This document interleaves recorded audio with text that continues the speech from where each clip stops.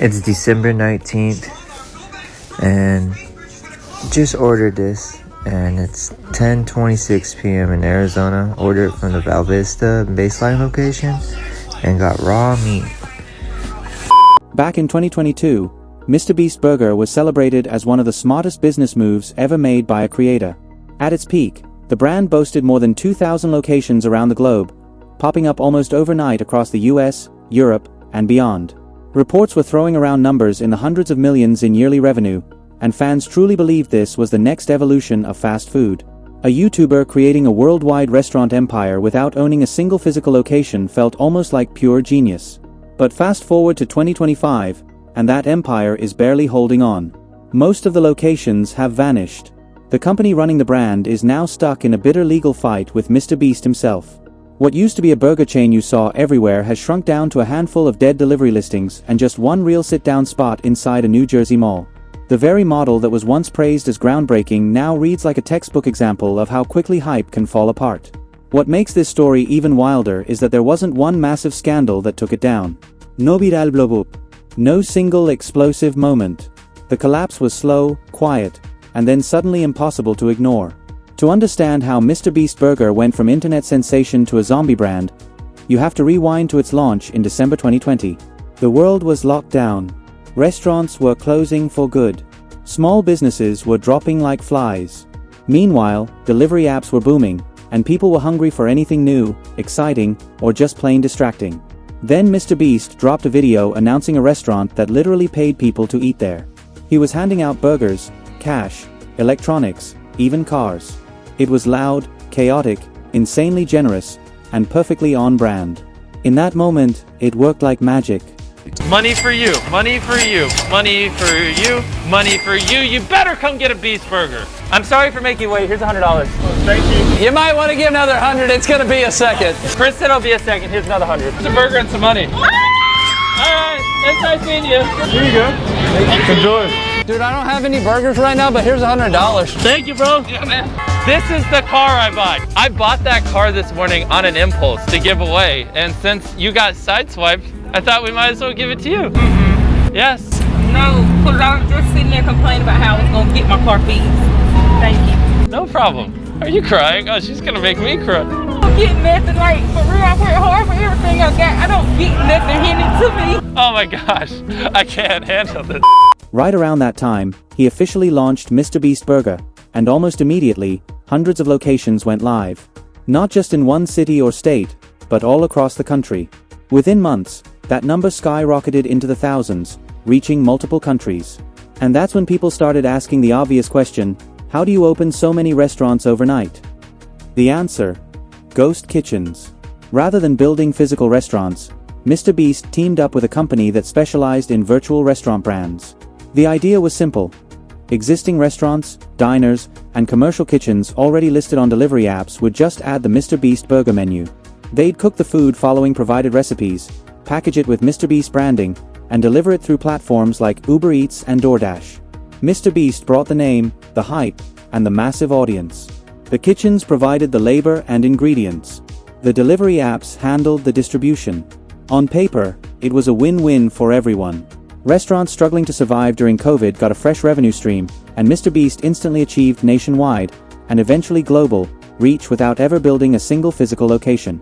I investigated secret ghost kitchens, starting off with Beast Burger, which according to Google Maps runs ghost kitchens out of gas stations, Thai restaurants, and even Mexican restaurants, and it turns out this was semi-true, as they were slinging Beast Burgers out of all these places, even inside of the Friendlies. After this I had Tender Shack, which is a popular Uber Eats chicken spot, and it turns out they were just making these out of an Outback Steakhouse. Even crazier is that it was the same exact chicken as they were using in their kids' meal. Pardon My Cheesesteak was up next, which is a virtual kitchen owned by Barstool employees, and I saw that it was served out of IHOP, and I thought it would at least be a separate cheesesteak from IHOP's cheesesteak, but turns out to be the same exact thing. The conspiracy ran even deeper though, because It's Just Wings, a popular DoorDash restaurant, is just Chili's wings repackaged, and Conviction Chicken, a popular Uber Eats restaurant, is just Friday's wings repackaged. Even Chuck E. Cheese has a restaurant called Pasquale's Pizza that runs out of there, and spoiler alert, it's the same exact pizza as Chuck E. Cheese's. And the weirdest part of all of this is that none of the workers that I confronted seemed to have any clue that this was happening right under their noses in their very own restaurants' kitchens. Very strange. Fans felt like they were supporting their favorite creator simply by ordering a burger. And for a while, The hype was undeniable. Orders flooded in. Delivery apps could barely keep up. Social media exploded with photos of Beast-style burgers and Beast fries. And the money came rolling in just as fast, with reports starting to surface that the brand had crossed $100 million in sales within its first couple of years. Business YouTubers hailed it as the ultimate blueprint for a creator-driven brand. No real estate, no massive overhead, just speed, scale, and internet hype. It seemed unstoppable.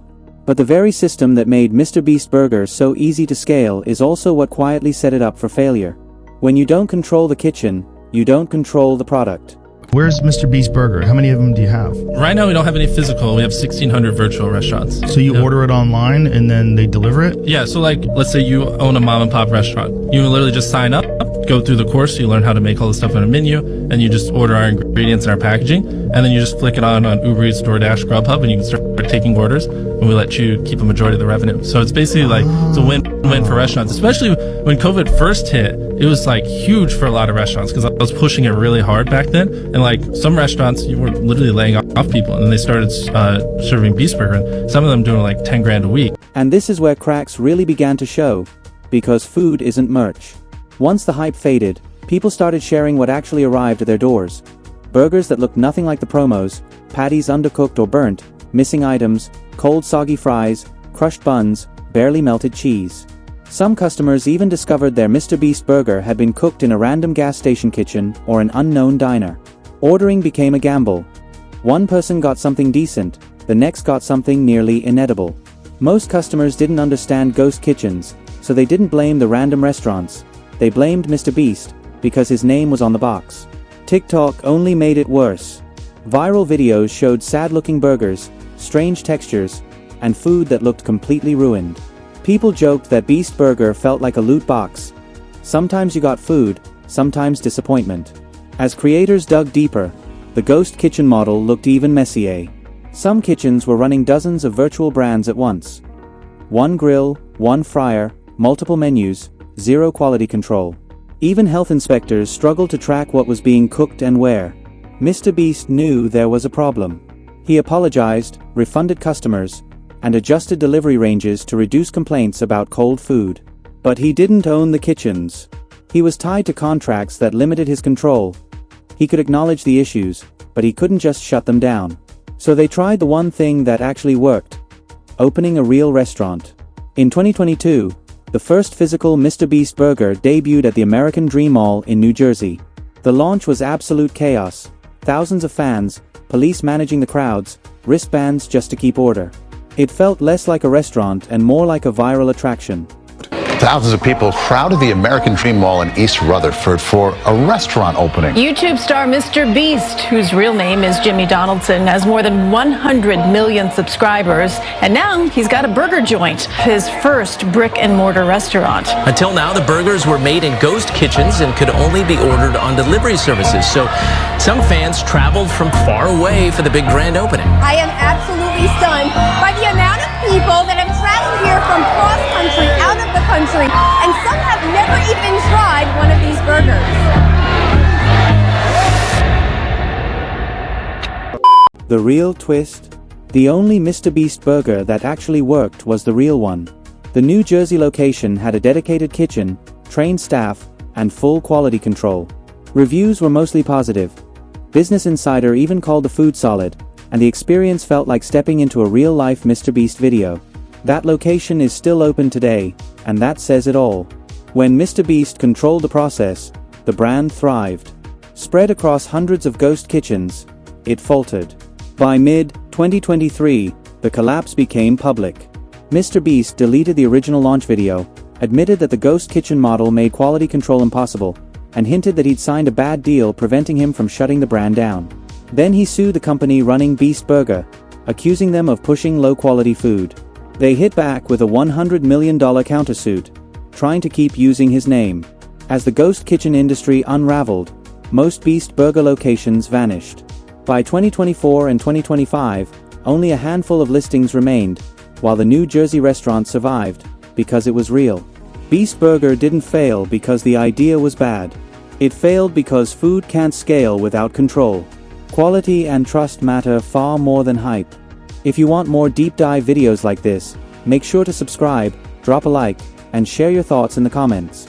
Tell me, did Beast Burger ever actually work for you?